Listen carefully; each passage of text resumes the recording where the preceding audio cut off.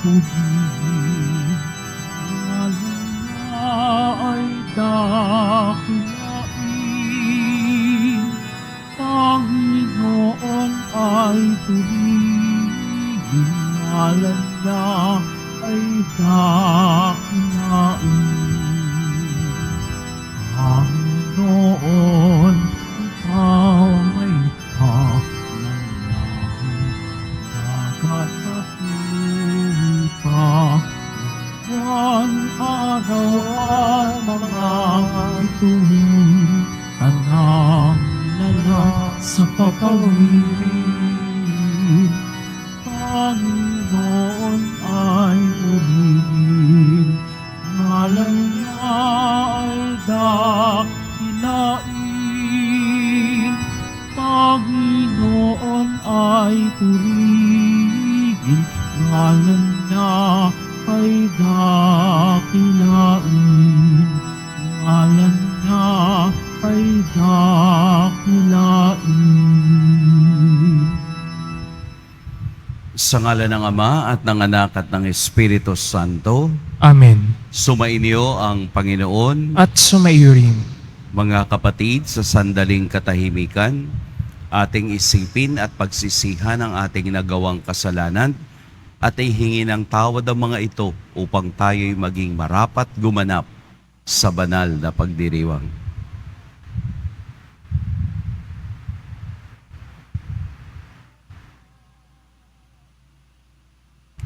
Tayo pong lahat, inaamin ko sa makapangyarihang Diyos At sa inyo mga kapatid, na lubha akong nagkasala sa isip, sa salita at sa gawa, at sa aking pagkukulang.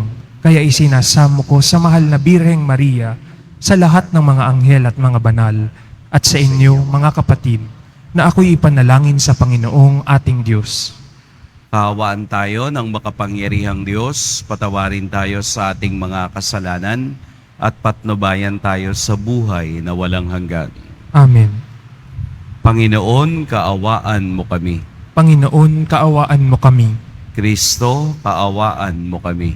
Kristo, kaawaan mo kami. Panginoon, kaawaan mo kami. Panginoon, kaawaan mo kami. Ginugunita natin ngayon si Santa Escolastica, Dalaga. Manalangin tayo.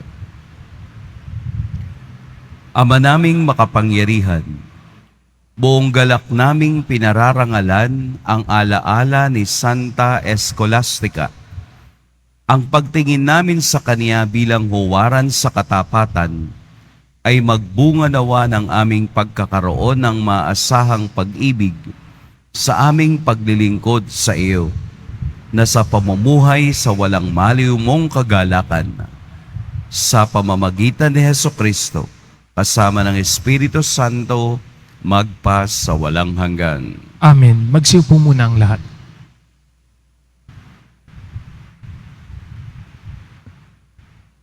Pagbasa mula sa unang aklat ng mga hari. Noong mga araw na iyon, sumaisip ni Jeroboam na kung magpapatuloy ang dating kaugalian ng kanyang mga nasasakupan, malamang na manumbalik ang mga iyon sa angkan ni David. Ito ang sabi niya sa sarili: kapag ang mga taong ito ay hindi tumigil sa pagpunta sa templo ng Panginoon sa Jerusalem upang mag-alay ng mga handog, mahuhulog uli ang kanilang loob sa dati nilang Panginoon, si Jeroboam na hari ng Huda, at ako'y kanilang papatayin.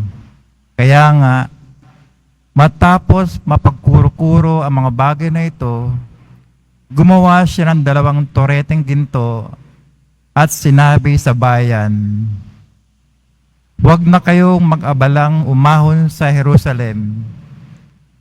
Narito, bayang Israel, ang inyong Diyos na humango sa inyo sa Ehipto."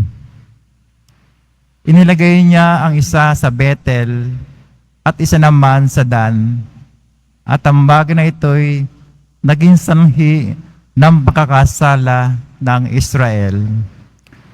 may mga pumunta sa Bethel upang sambahin iyong una.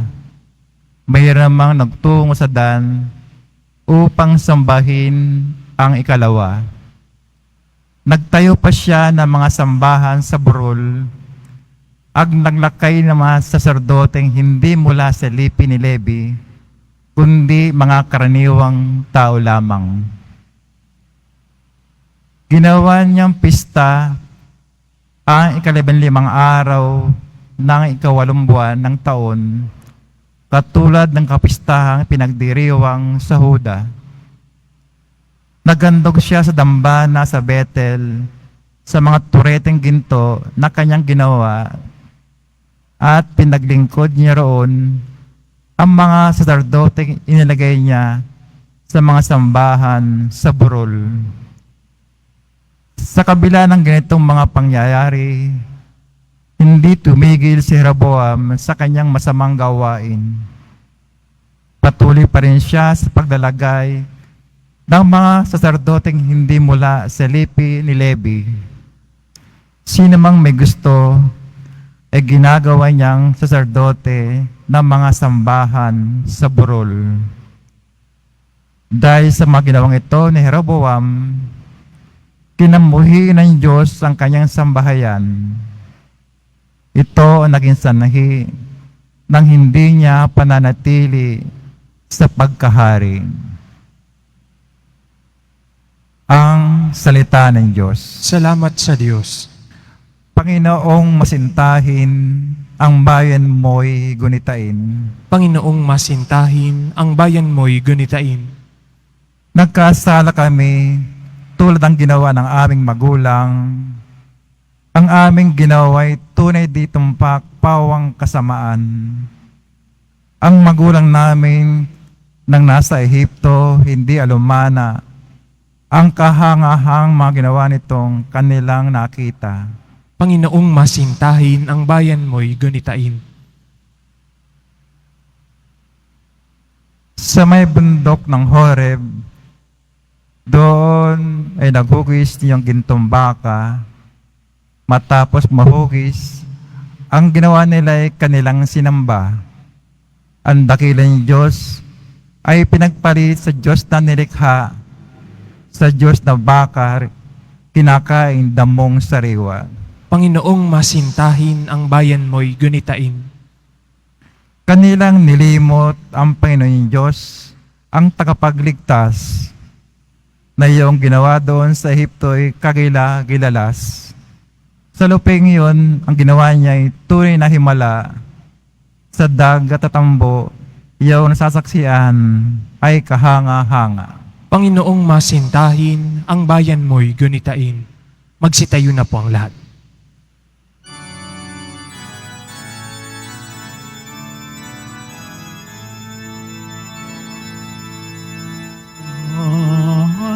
Hallelujah, hallelujah,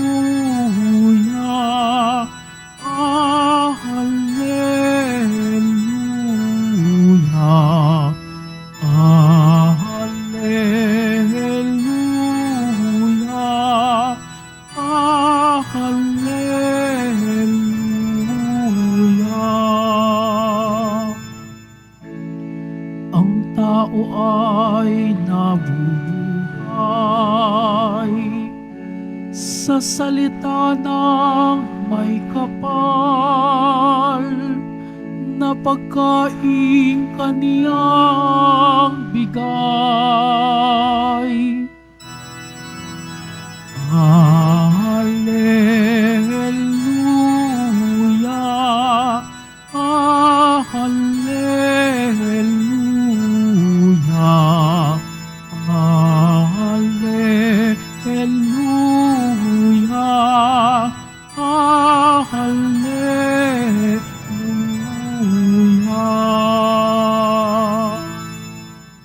Sumainyo ang Panginoon. At sumaiyo rin. Ang mabuting balita ng Panginoon ayon kay San Marcos. Papuri sa iyo, Panginoon. Noong mga araw na iyon, muling nagkatipon ang mga tao. Naubos na nila ang kanilang pagkain, kaya tinawag ni Jesus ang kaniyang mga alagad at sinabi sa kanila, "Nahahabag ako sa mga taong ito, sapagkat 3 araw na ngayong kasama ko sila at wala na silang makain. Kung pauuwiin ko ng gutom, mahihilo sila sa daan. Galing pa naman sa malayo ang ilan sa kanila. Saan po tayo kukuha ng tinapay dito sa ilang para magkasya sa ganito karaming tao?" Tugon ng alagad, "Ilan ang tinapay ninyo riyan?" Tanong ni Jesus. "7 po," sagot nila. Ang mga tao'y pinaupo ni Jesus sa lupa. Kinuha niya ang 7 tinapay at nagpasalamat sa Diyos. Pinagpira-piraso niya ang mga iyon at ibinigay sa mga alagad upang ipamahagi sa mga tao. Gayon nga ang ginawa ng mga alagad. Mayroon din silang ilang maliliit na isda. Muli siyang nagpasalamat sa Diyos at inuutos niyang ibigay din iyon sa mga tao. Kumain ang lahat at nabusog. At nang tipunin nila ang mga pira-pirasong tinapay na lumabis, nakapuno sila ng 7 bakol na malalaki. At may 4,000 ang kumain. Pinayaon ni Jesus ang mga tao, saka siya sumakay sa bangka kasama ng kaniyang mga alagad at nagtungo sa lupain ng Dalmanuta. Mga kapatid, ang mabuting balita ng Panginoon. Pinupuri ka namin, Panginoong Hesukristo. Magsiupo mo ng lahat.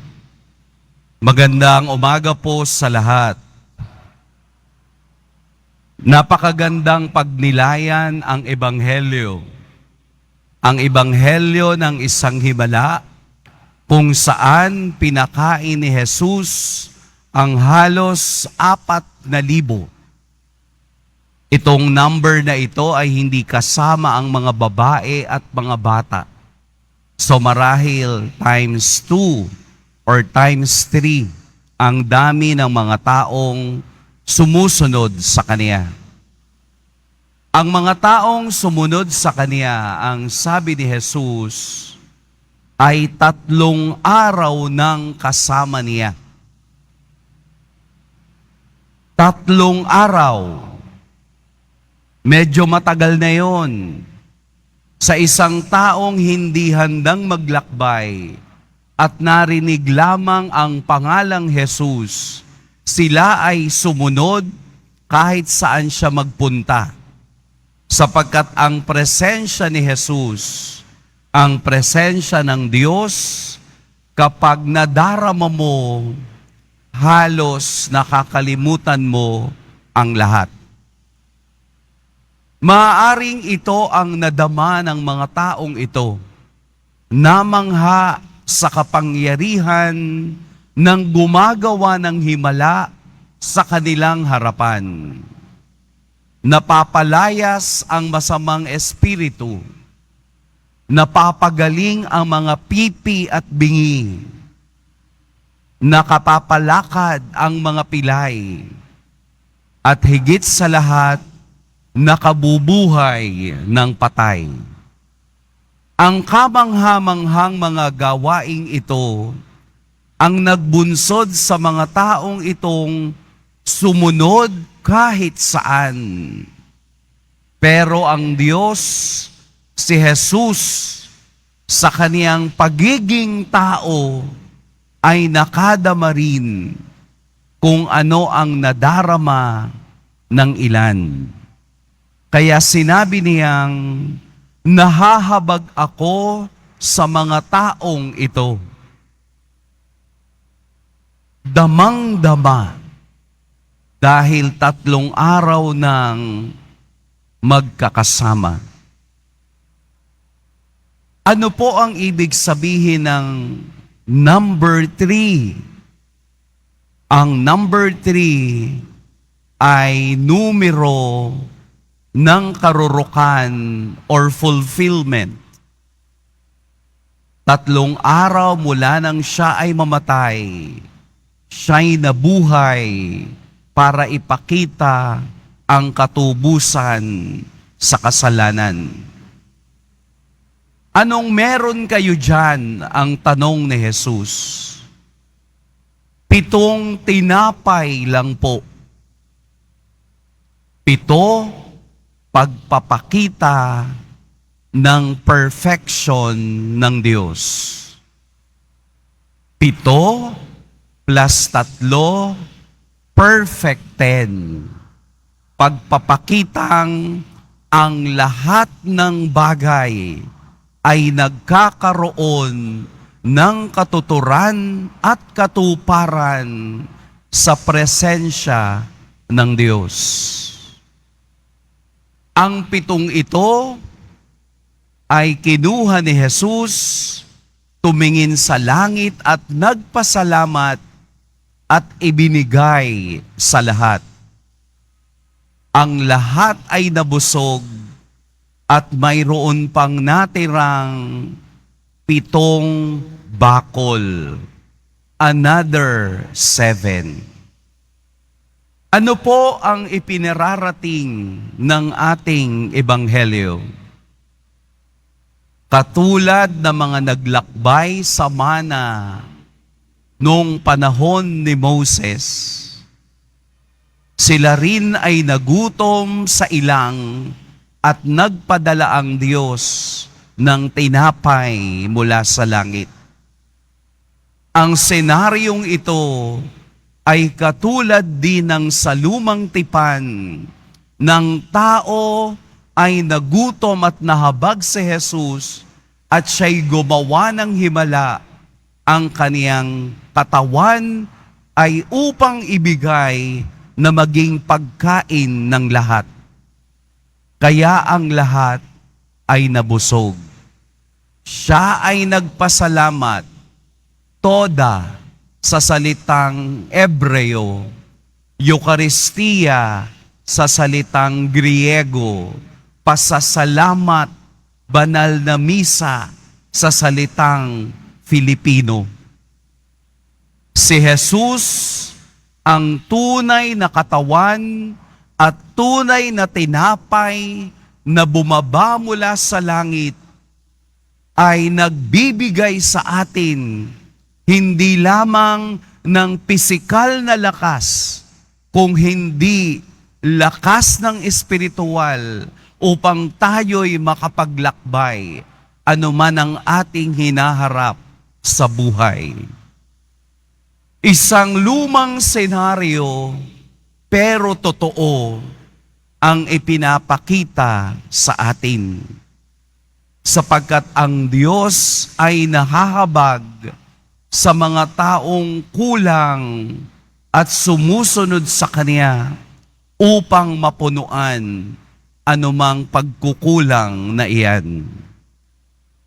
Kaya po sa araw-araw at sa bawat pagkakataong tayo ay gumaganap ng banal na misa, muli nating sinasambit, muli nating inaalaala, muli nating binibigyan ng pagpapahalaga na ang kapangyarihan ng Diyos ay nagaganap dahil ang simpleng tinapay na pwedeng abutin ng tao ang ibinibigay ng Diyos para sa ating lahat.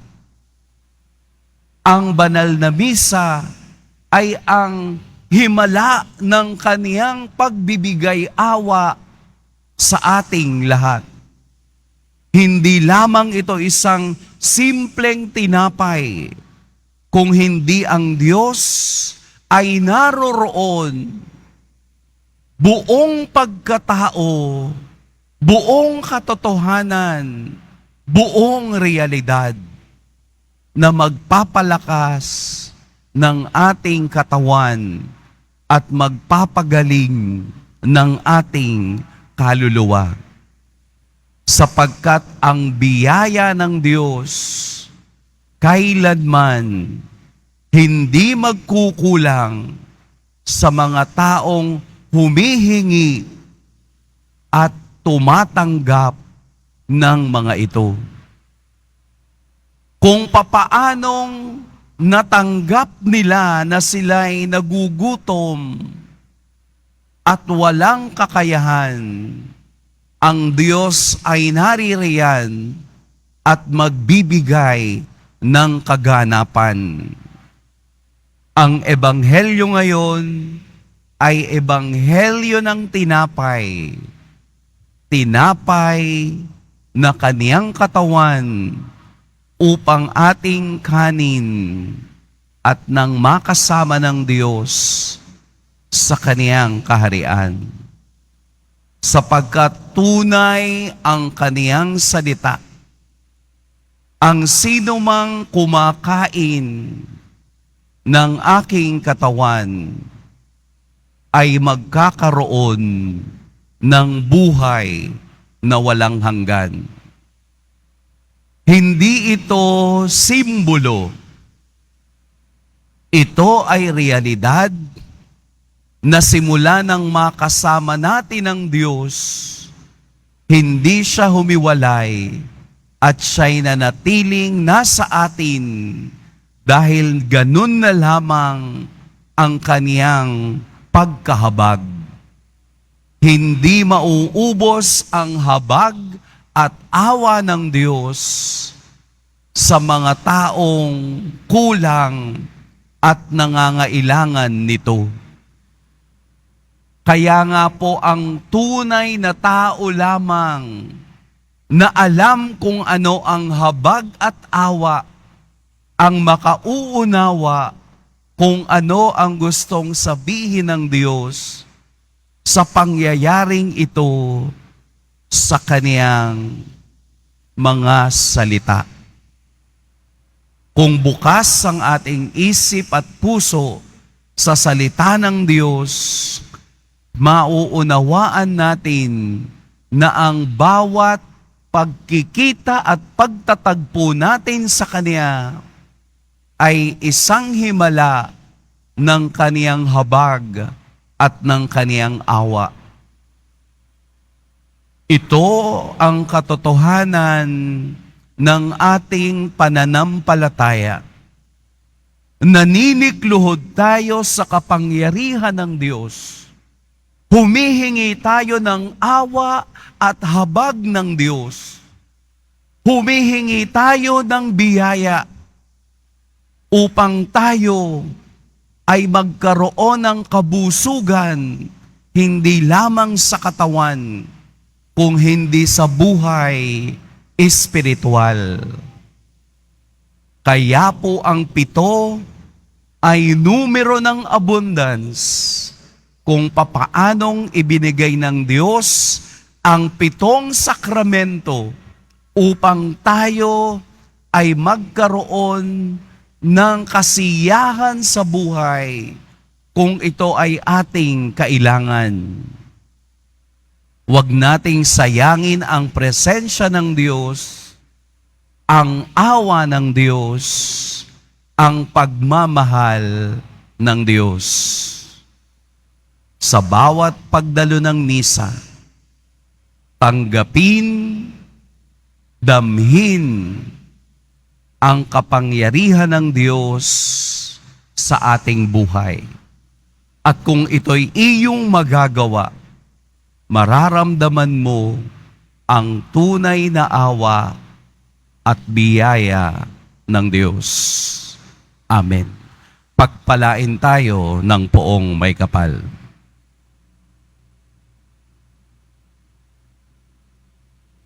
Magsitayo na po ang lahat. Minamahal kong mga kapatid, sa pagpapakain ng 5,000 tao, ipinakita ng ating Panginoon na ang Diyos Sama ang siyang nagbibigay ng lahat ng ating pangangailangan. Panginoon, paapawin mo sa amin ang iyong pagmamahal. Panginoon, paapawin mo sa amin ang iyong pagmamahal.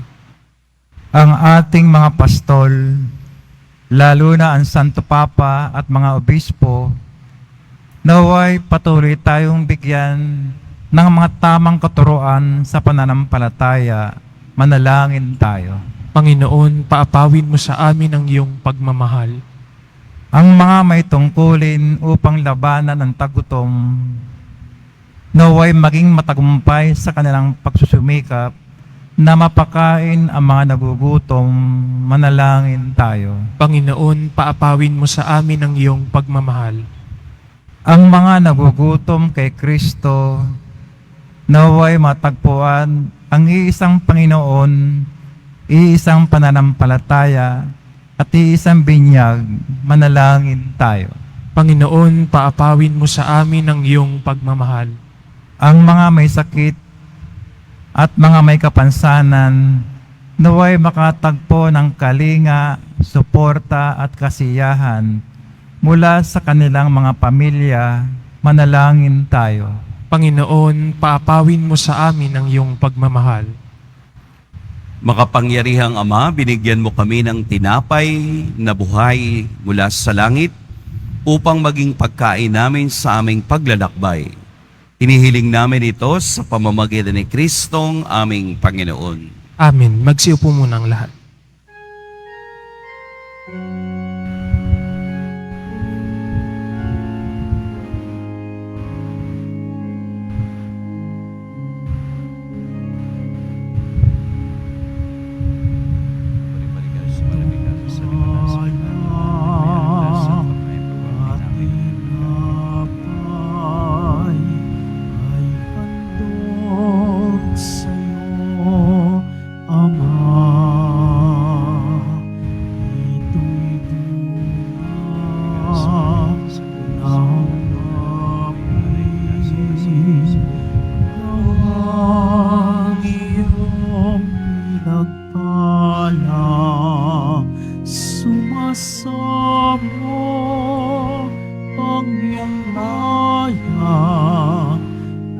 Tanggapin iyong basbasan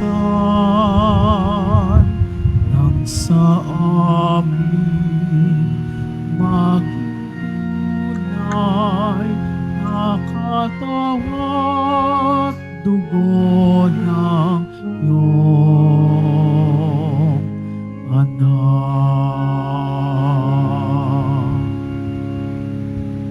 Magsitayo na po ang lahat.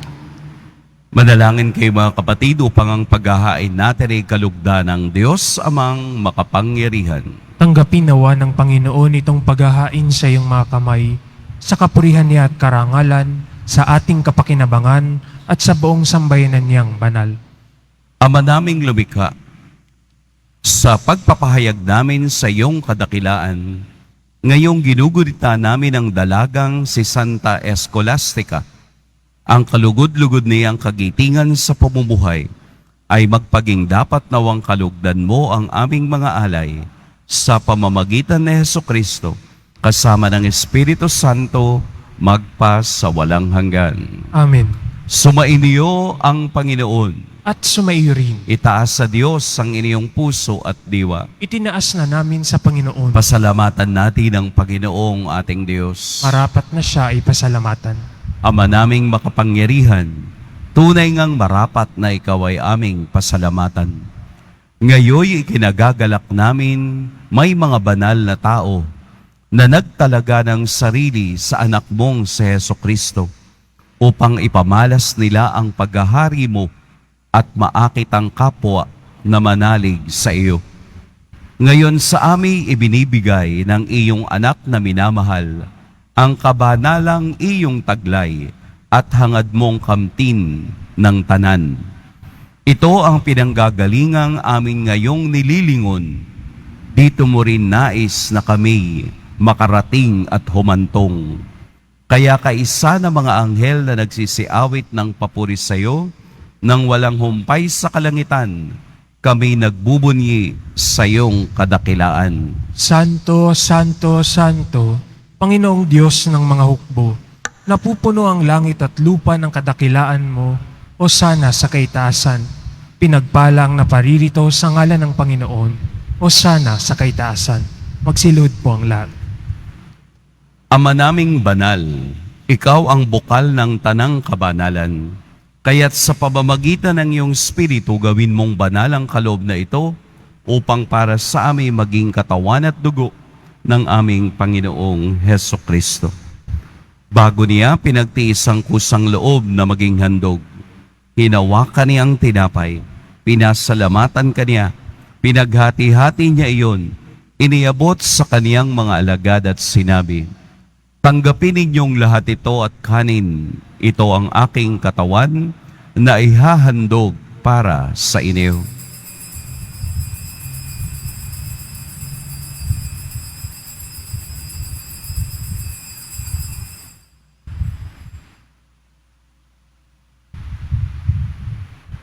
Gayun din naman noong matapos ang hapunan, hinawakan niya ang kalis, muli kaniyang pinasalamatan.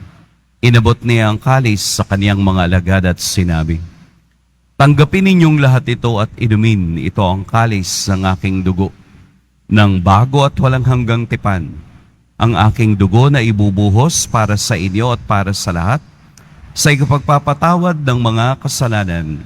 Gawin ninyo ito sa pag-alala sa akin."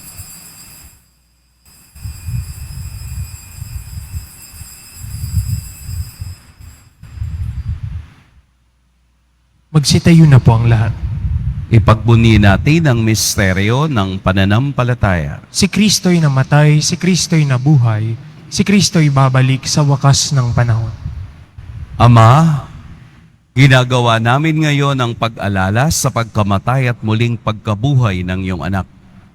Kaya't iniaalay namin sa iyo ang tinapay na nagbibigay buhay at ang kalis na nagkakaloob ng kaligtasan. Kami nagpapasalamat dahil kami iyong minarapat na tumayo sa harap mo para maglingkod sa iyo.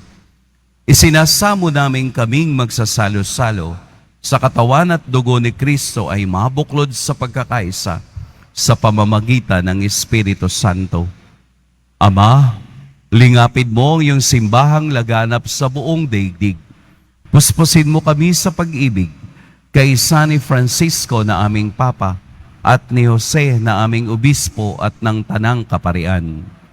Alalahanin mo rin ang mga kapatid naming nahimlay nang may pag-asang sila'y muling mabubuhay, gayon din ang lahat ng mga pumanaw.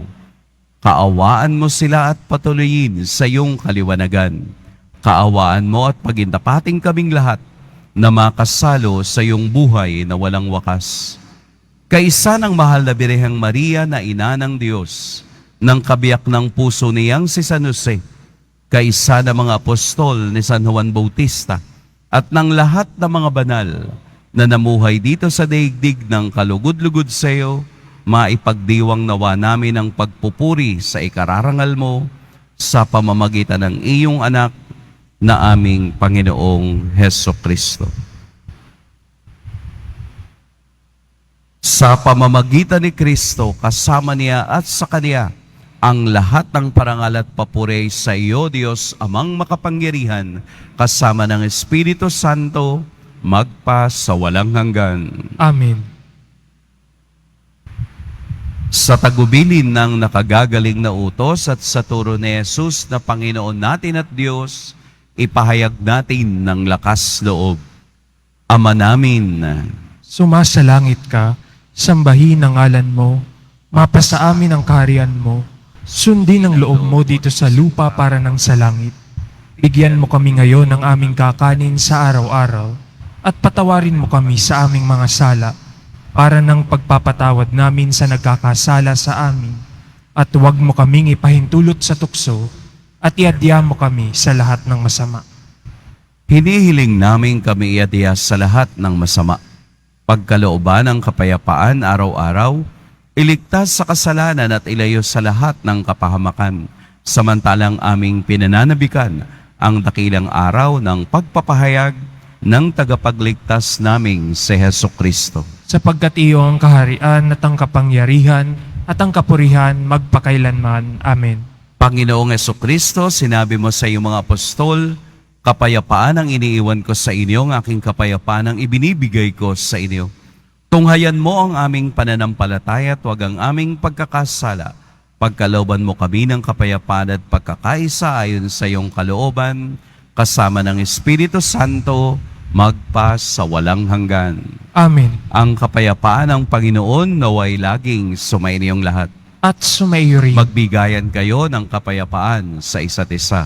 Peace be with you. Peace be with you. Kordero ng Diyos na nag-aalis ng mga kasalanan ng sanlibutan, maawa ka sa amin. Kordero ng Diyos na nag-aalis ng mga kasalanan ng sanlibutan, maawa ka sa amin. Kordero ng Diyos na nag-aalis ng mga kasalanan ng sanlibutan, ipagkaloob mo sa amin ang kapayapaan. Magsiluhod po ang lahat. Narito si Jesus ang tinapay ng buhay na bumaba mula sa langit. Ito ang kordero ng Diyos. Ito ang nag-aalis sa mga kasalanan ng sanlibutan. Mapapalad ang inaanyayahan sa kaniyang piging. Panginoon, hindi ako karapat-dapat na magpatuloy sa iyo. Ngunit sa isang salita mo lamang ay gagaling na ako.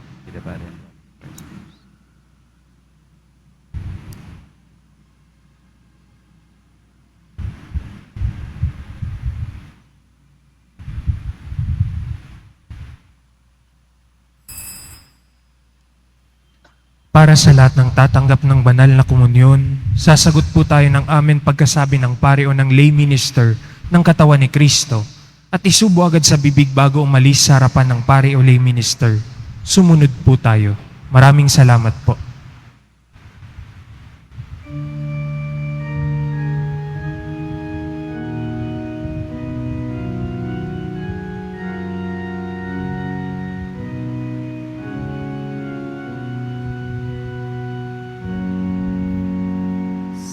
Sa piging na ito,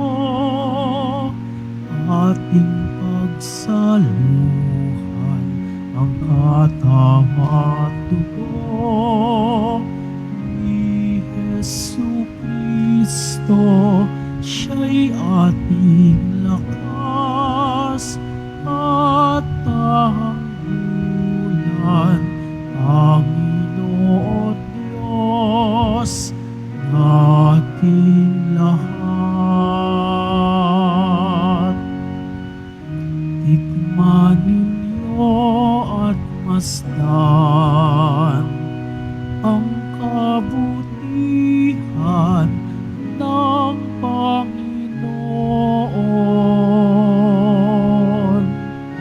Mapalad ang tao na ang Diyos ang pag-asa.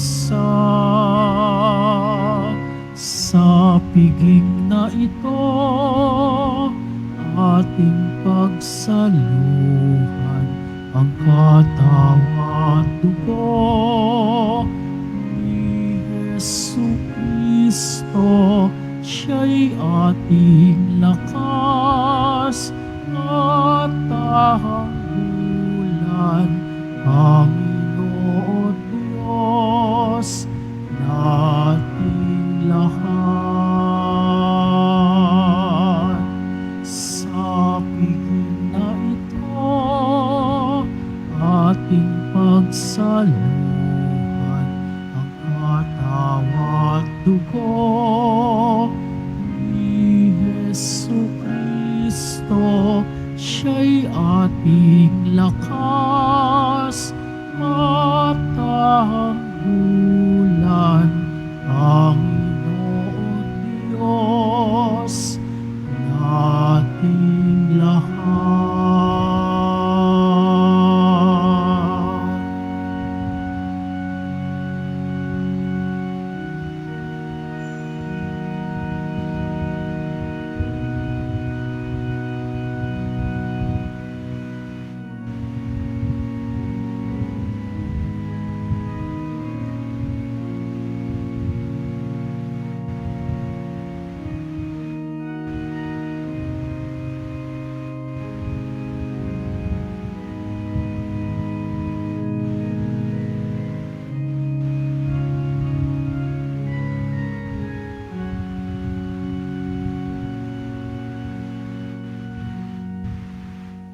sa darating na Miyerkules, February 14, ay Miyerkules ng Abo na siyang simula ng panahon ng Kwaresma. Sa hapon ng Martes, February 13, matapos ang misa ng ikalima ay idaraos po natin ang rito ng pagsusunog ng mga lumang palaspas. Ang abo po mula rito ay siyang gagamitin sa Miyerkules ng Abo. Susundin po ang Sunday Mass schedule sa araw na ito at mayroon din pong pagpapakumpisal sa araw na iyon. Ang araw din po ng Miyerkules ng Abo ay mahalagang araw ng pagsasakripisyo, pag-aayuno at paglilimos. Lahat po ng nasa hustong gulang ay may obligasyon na lumiban o bawasan ng pagkain at mag-alay ng pagsasakripisyo sa kani-kanyang pamamaraan. Inihahandog po ng simbahan ng Quiapo ang Nazareno Medallion. Ito po ay nagkakahalaga ng 20 pesos. Mabibili pa rin po ang ating opisyal na imahe ng Jesus Nazareno.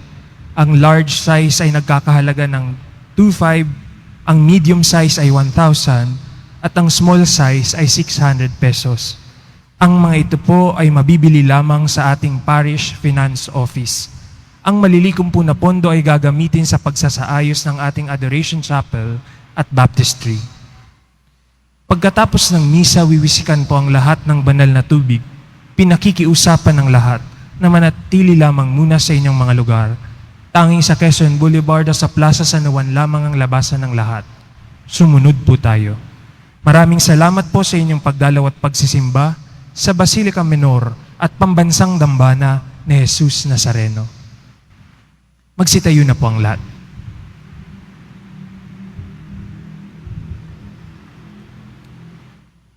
Manalangin tayo.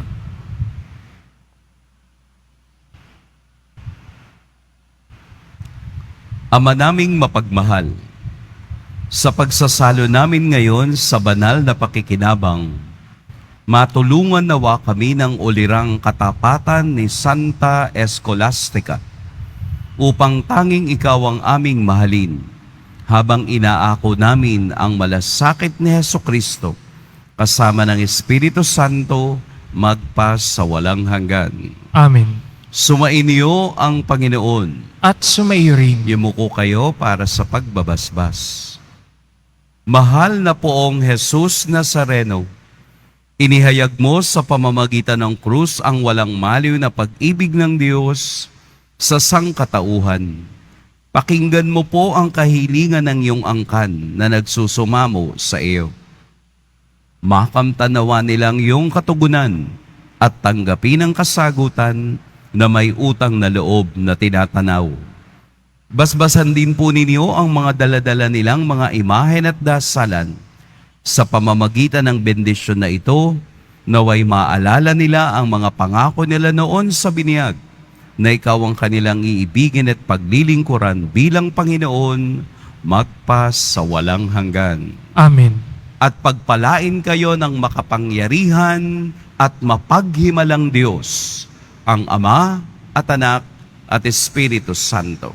Amen. Tapos na ang ating pagdiriwang, humayo kayong taglayang kapayapaan ng poong Jesus Nazareno. Salamat sa Diyos.